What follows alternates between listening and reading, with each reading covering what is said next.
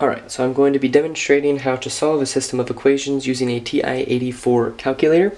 So if we zoom in a little bit here, we see that we have our system of three equations, starting with this x plus y plus z equals 2, 6x minus 4y plus 5z equals 31, and finally 5x plus 2y plus 2z equals 13. So how we solve this is in our calculator.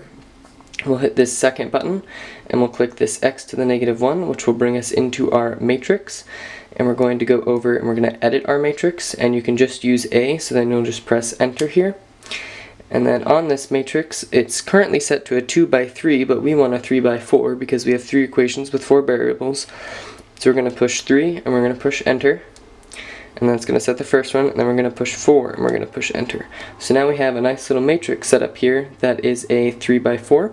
So we're just going to take the values from here and we're going to enter them. So since this starts off with 1, we're just going to put a 1 in there and we're going to push enter, and it's going to move us along.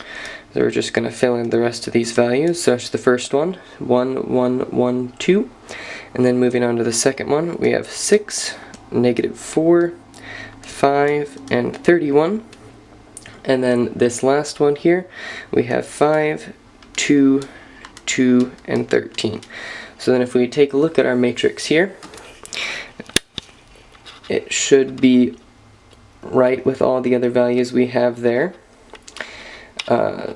So then if we go back to here, we're going to second quit, and then we'll do second matrix again. We're going to go over to our math functions, and then you can either scroll all the way down or you can just push the alpha button and find the letter B, and if you push alpha B, it'll bring you to our reduced row echelon form.